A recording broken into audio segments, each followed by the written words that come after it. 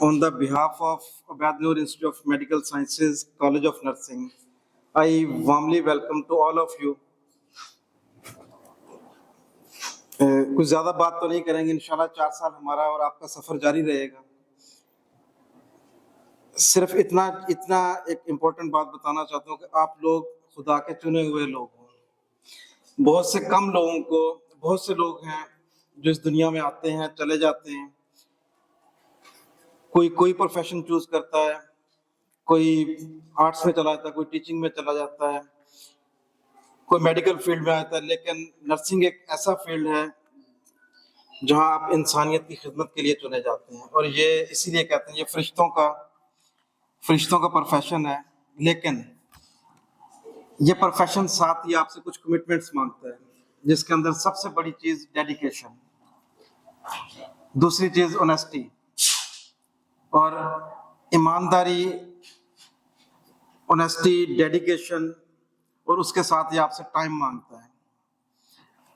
कोई भी और प्रोफेशन है उसके अंदर आपकी ड्यूटी टाइमिंग जो होती है वो एक लिमिटेड होती है। इसके अंदर आपको एक्सटेंडेड ड्यूटीज भी करनी पड़ सकती हैं। कोई क्राइसिस आता है उसके अंदर आपको अपनी कम्युनिटी के साथ, उसके बाद अपने मुल्क के साथ भी खड़े होना पड़ता है। जिस तरह जल्जला आ गया, सैलाब आ गए, तूफान आ गए, उसके अंदर नर्सेज का बड़ा कलीदी किरदार रहा है। बाकी चीजें तो 4 साल आप इंशाल्लाह हमारे साथ ही हैं, साथ साथ जो कोर्स होगा चलता रहेगा, हम आपको सिखाते रहेंगे।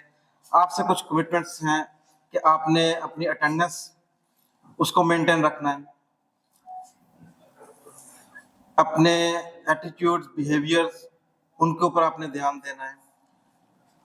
और उससे इम्पोर्टेंट चीज़ है, कहीं भी कोई भी अदारा जो है या तालीम है वो कहीं भी आपको आपके माइंड को प्रेशर कुकर नहीं बनाती कि आपने उस स्ट्रेस में नहीं चले जाना कि आप उस स्ट्रेस से निकल ना सके। तालीम हमेशा आपको शऊर देती है और आपको बड़ा इंसान बनाती है, कहीं भी आपको स्ट्रेसफुल नहीं बनाती है।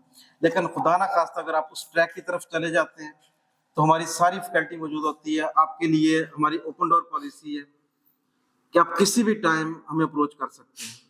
आपका ग्रुप भी बना होगा, आप ग्रुप में भी अप्रोच कर सकते हैं हमें। आपका क्लास कोऑर्डिनेटर होगा, आप उस क्लास कोऑर्डिनेटर को भी अप्रोच कर सकते हैं किसी भी हेल्प की सूरत में। उसके साथ आपके प्रिंसिपल, वाइस प्रिंसिपल का ऑफिस हर टाइम खुला हुआ है। ड्यूटी टाइम के ऊपर आप हमें अप्रोच कर सकते हैं। उसके बाद आपको कोई इशू ऐसा है कि आप हमें ग्रुप में बता सकते हैं कि इसको अर्जेंट अटेंशन की नीड हो। इसलिए कभी भी उस चीज़ पे नहीं जाना कि कोई हमें सुनेगा या नहीं सुनेगा।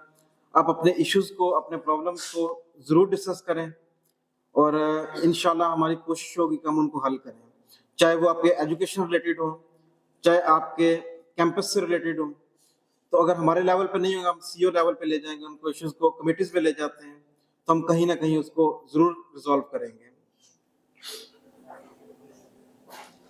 उसके साथ ये आपका फर्स्ट सेमेस्टर का हमारा कॉलेज जो है इस्लामी यूनिवर्सिटी ऑफ भावलपुर के साथ एफिलिएटेड है, जो एक ही करिकुलम होता है, जो HEC हायर एजुकेशन कमीशन का जो करिकुलम है वही इम्प्लीमेंट होता है पूरे पाकिस्तान के अंदर। लेकिन जो एफिलिएटेड यूनिवर्सिटीज होती हैं उसमें कुछ ना कुछ मॉडिफिकेशंस कर देती है अपने हिसाब से। हमारे लिए जो मॉडिफिकेशन हुई है तो उसके हिसाब से हमें ये फाइनल जो आपके सेमेस्टर, फर्स्ट सेमेस्टर का करिकुलम है वो हमारे पास ये है।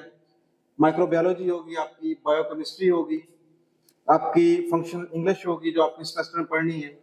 फंडामेंटल ऑफ नर्सिंग 1 है, वो आपको इस सेमेस्टर में कवर करना है। ह्यूमन एनाटॉमी एंड फिजियोलॉजी 1 है, इसको इस्लामी यूनिवर्सिटी ने 2 पार्ट्स में कर दिया, ह्यूमन एनाटॉमी को अलग और फिजियोलॉजी को अलग कर दिया। और 2 कंपलसरी सब्जेक्ट्स हैं BS लेवल के, one is ideology and constitution of Pakistan और दूसरा आपका इंफॉर्मेशन कम्युनिकेशन टेक्नोलॉजी है। ये आपके टोटल 7 सब्जेक्ट्स हैं जिनको ह्यूमन एनाटॉमी एंड फिजियोलॉजी को सेपरेटली शो किया गया। टोटल 8 सब्जेक्ट्स होंगे जो कि आपके इस सेमेस्टर के अंदर होंगे। सेमेस्टर इंशाल्लाह आपका 18 वीक्स का होगा। 18 वीक्स के बाद उसी के दौरान हम 1 वीक जो अपना एलोकेट करेंगे मिड टर्म एग्जामिनेशन के लिए। मिड टर्म एग्जामिनेशन जो है उसकी डेट्स और सारी चीज़ें वो नोटिफाई आपके ग्रुप में होती हैं। आपने अपने ग्रुप को लेफ्ट नहीं करना। अगर कोई वैलिड रीजन है, कोई आपको इश्यू आ रहा है ग्रुप के अंदर, तो आपने फौरन अपने क्लास कोऑर्डिनेटर को बताना है या स्टूडेंट अफेयर डिपार्टमेंट को बताना है। कोई भी ऐसी चीज नहीं है जो कि नामुमकिन हो। हर डिपार्टमेंट हमारे पास मौजूद है। आपका क्लास कोऑर्डिनेटर होगा, आपका क्लास टीचर होगा, आपका स्टूडेंट अफेयर एग्जामिनेशन डिपार्टमेंट, आपका वाइस प्रिंसिपल, प्रिंसिपल, आपका सी। लेकिन एक रिक्वेस्ट आपसे, आपने इसको इस हिरार्ची को फॉलो करना है। ऐसा नहीं है कि आपको अचानक कोई प्रॉब्लम आया, आप अपनी क्लास कोऑर्डिनेटर को बताए बगैर आप प्रिंसिपल ऑफिस में आकर अपना प्रॉब्लम लेके आ जाते हैं। तो उसमें हम थोड़ा सा ये आपसे रिक्वेस्ट करेंगे, वो आपका प्रॉब्लम हल नहीं होगा। हम प्रिंसिपल जो होगा वो भी आपको बैक आपके कोऑर्डिनेटर के पास भेजेगा कि आप उस लेवल पे जाएं। अगर आपका प्रॉब्लम सॉल्व उधर ही हो सकता है तो आपको आगे आने की जरूरत ही नहीं है।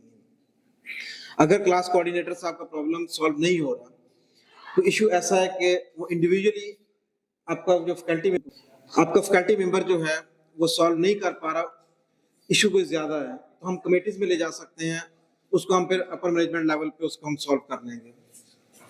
उसके साथ आपके क्लास के टाइम टेबल्स बनेंगे, वो टाइम टेबल भी आपके ग्रुप में शेयर हो जाएगा। उस टाइम टेबल को आपने रिलीजियसली फॉलो करना है, उसी के ऊपर आपकी क्लासेस होंगी और उसी के हिसाब से आपका एग्जाम होगा। इसके साथ हर सब्जेक्ट का टॉस, अभी टॉस शायद आप लोगों को ना पता हो, इसको टेबल ऑफ स्पेसिफिकेशन कहते हैं। आपको हर सब्जेक्ट की हर वीक का ऑब्जेक्टिव जो लिख के दिया गया है, उस ऑब्जेक्टिव में से किस लेवल की स्टडी आपने करनी है, वो लेवल्स हम आपको समझाएंगे अब नेक्स्ट सेक्शंस के अंदर। और उसके बाद उस टॉपिक के अंदर से कितने आपको एमसीक्यूज फाइनल में और कितने एसएक्यूज जो है शॉर्ट आंसर क्वेश्चन और मल्टीपल चॉइस क्वेश्चंस कितने कितने आएंगे वो भी इसमें मेंशन होगा। इसको आपने स्ट्रिक्टली फॉलो करना है, क्योंकि जो आपका फाइनल एग्जाम होगा, आपका मिड टर्म होगा, बिल्कुल सेम इसी पैटर्न के ऊपर आएगा। जिस तरह आप देखिए इसमें वीक 2 के अंदर ये आपका एक ऑब्जेक्टिव है, उसको C1, C2, C2 और C3 लेवल के ऊपर हम आपको पढ़ाएंगे या हम आपको लेवल समझा देंगे और उसमें एमसीक्यूज 8 एमसीक्यूज इस ऑब्जेक्टिव के अंदर से आएंगे और एक ऐसे भी शॉर्ट आंसर क्वेश्चन इसमें से आएगा।